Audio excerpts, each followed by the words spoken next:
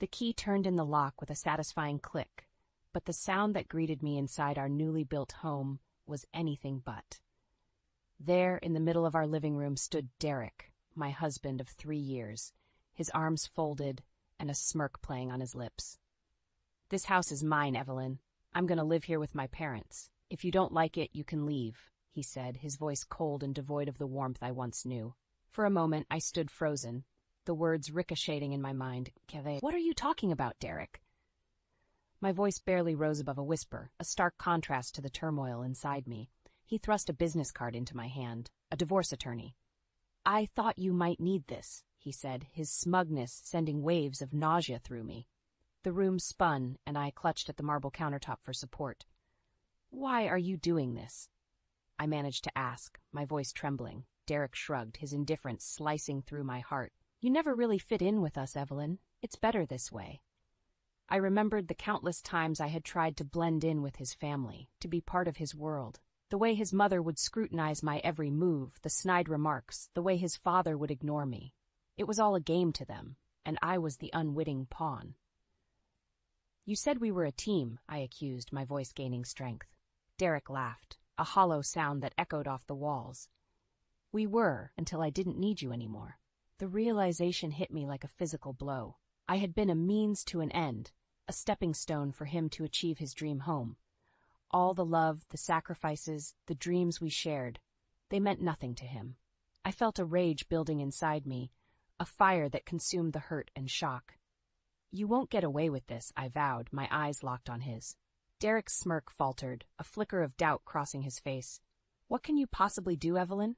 "You'll see," I said, my voice steady now. "Karma has a way of coming back around." I turned and walked out of the house, the card crumpled in my fist. As I stepped into the sunlight, I felt a weight lifting off my shoulders. I was free from his manipulative grasp, and I was going to make sure he regretted every hurtful word, every deceitful action.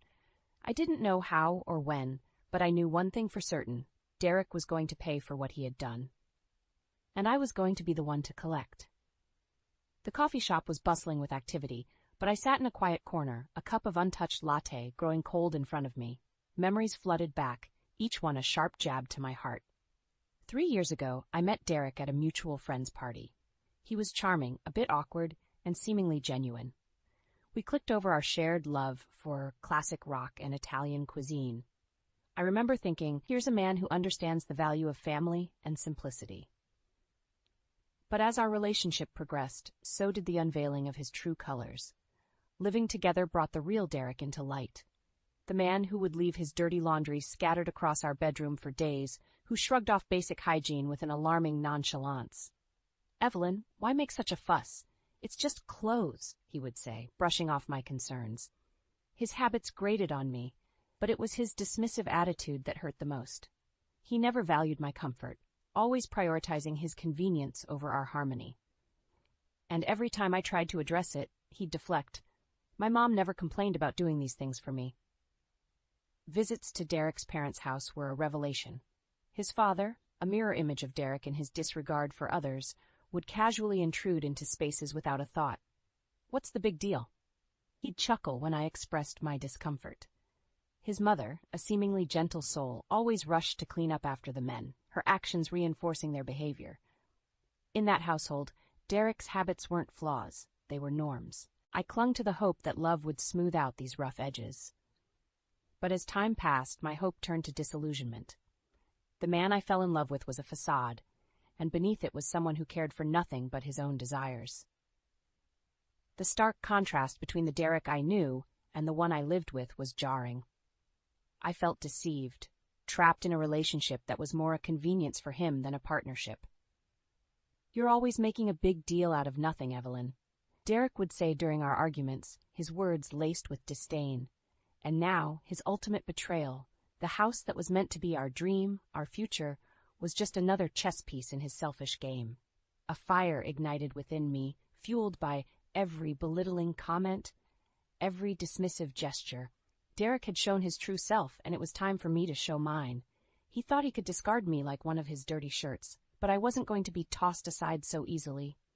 I was going to fight back, not just for me, but for every moment I spent believing in a lie. I stood up, leaving the cold latte behind. It was time to plot my next move, to turn the tables on Derek. He thought he had won, but the game had just begun. I stood outside the small but cozy space that was now my nail salon. The sign above the door read Evelyn's Elegance, a name that symbolized a fresh start. This was more than a business. It was a declaration of my newfound independence. The early days were tough. I worked tirelessly, my hands often aching from the meticulous artistry my job demanded. But with each stroke of polish, each satisfied customer, I rebuilt the confidence Derek had tried to shatter. "Your work is incredible, Evelyn," one of my regulars, Mrs. Thompson, said one day. "You've got a real gift." Her words were a balm to my weary soul.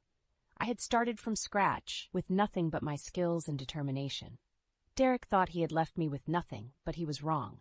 He had underestimated my resilience. As my business grew, so did my resolve. I wasn't just going to survive, I was going to thrive. And part of that meant ensuring Derek got what he deserved. One evening, as I balanced my books, I smiled at the numbers.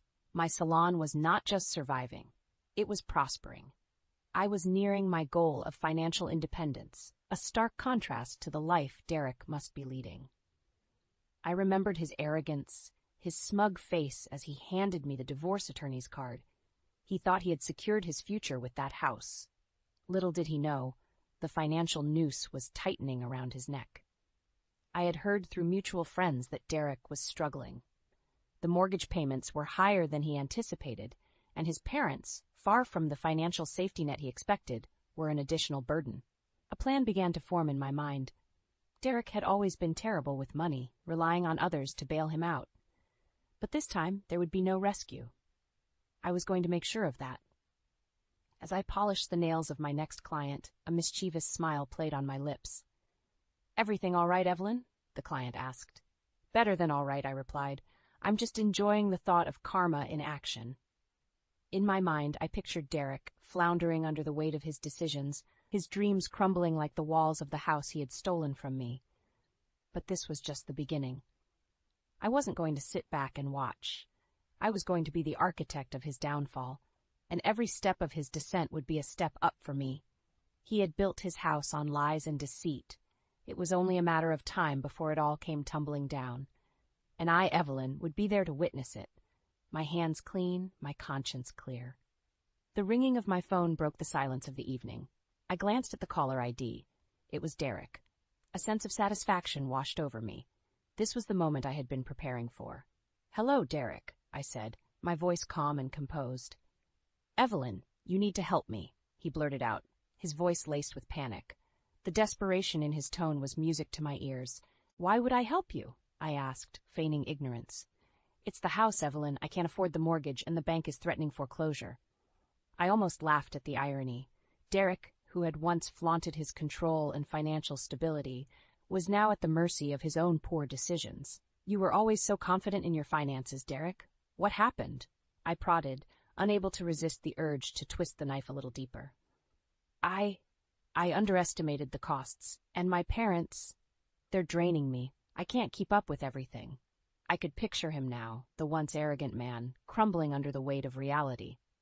"That sounds like a tough situation," I replied, my voice dripping with feigned sympathy. "Evelyn, please, you were always the one who managed our finances better. I need you. I need your help."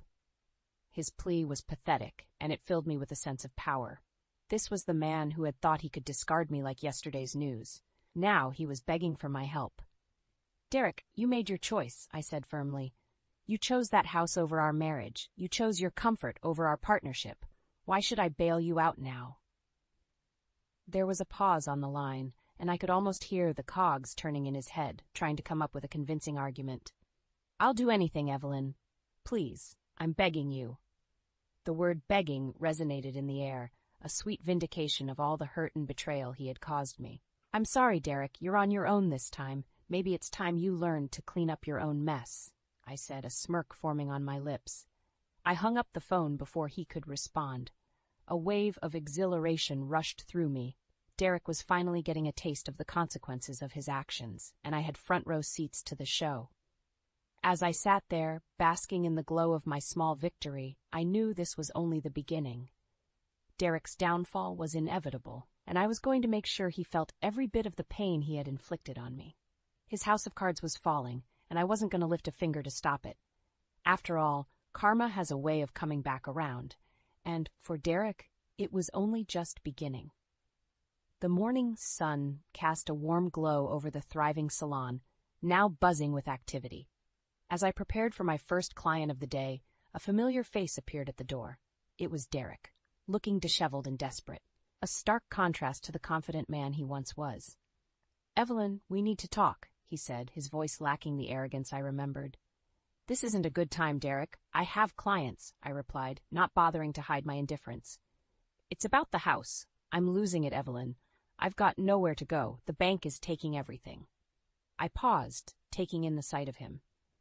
This was the man who thought he could cast me aside, who believed he could control everything and everyone around him. Now he was crumbling before my eyes. "Derek, you made your bed. Now you have to lie in it," I said, my words deliberate and cold. "But I thought you might." "What? Come to your rescue after everything you've done?" I cut him off. The satisfaction of seeing him like this was indescribable. He took a step forward, desperation clear in his eyes. "Evelyn, please, I was wrong. I see that now. I need you." I looked at him, really looked at him. This was the man I had once loved, the man I had built dreams with, and he had betrayed me without a second thought. "No, Derek, you don't need me. You need to take responsibility for your actions. You need to face the consequences of your choices." I could see the realization dawning on him, the understanding that there was no way out, that he had reached the end of the road. "I'm sorry, Evelyn. Truly, I am." His apology was too little, too late. I had moved on, built a life that was mine and mine alone, a life where he had no place. "Goodbye, Derek. I wish you the best, but this is where our paths diverge for good." He stood there for a moment, looking lost and broken. Then, without another word, he turned and walked away. As the door closed behind him, I felt a weight lift off my shoulders. I had faced my past, and I had come out stronger. Derek's downfall was his own doing, and I had played my part in it, but it was time to let go, to focus on the future. I turned back to my clients, a smile on my face. I was Evelyn, owner of a successful salon, a woman who had overcome betrayal and emerged victorious. My past with Derek was just that, the past. My future was bright, and it was all mine. The salon was closed for the day, and I sat alone, reflecting on the journey that had brought me here.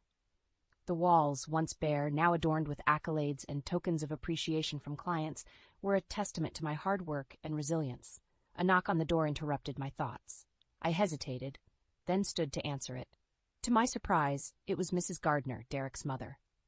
"Evelyn, may I come in?" Her voice was timid, a stark contrast to the domineering woman I remembered. I nodded, curiosity piqued. "Of course, Mrs. Gardner. What brings you here?" She took a seat, her hands wringing in her lap. "I wanted to apologize, Evelyn, for everything." Her words took me aback. This was the woman who had sided with Derek, who had berated me for not conforming to their way of life. "Why now?" I asked, my voice steady despite the emotions swirling inside me. She sighed, a look of defeat in her eyes. "Since you left, everything has fallen apart. Derek lost the house, and we're struggling to make ends meet. I see now how wrong we were, how we treated you." There was a part of me that wanted to relish in her misery, to savor the taste of vindication. But looking at her, a broken woman, I realized that my victory lay not in their downfall, but in my own rise. "Mrs. Gardner, I've moved on from that part of my life. What happened with Derek was unfortunate, but it led me to where I am today." She nodded, tears brimming in her eyes. "I just wanted you to know that I'm sorry, truly sorry. You didn't deserve any of it." I offered her a small smile. "Thank you for saying that. I hope things get better for you and your family." As she left, I felt a sense of closure wash over me. The chapter of my life that included Derek and his family was officially closed. I turned to gaze at my salon, my sanctuary. It was more than a business. It was a symbol of my strength, my independence, and my ability to overcome adversity. I had not only survived Derek's betrayal, I had thrived, and in doing so I had learned the most valuable lesson of all, that the best revenge is living well, and living well was exactly what I intended to do.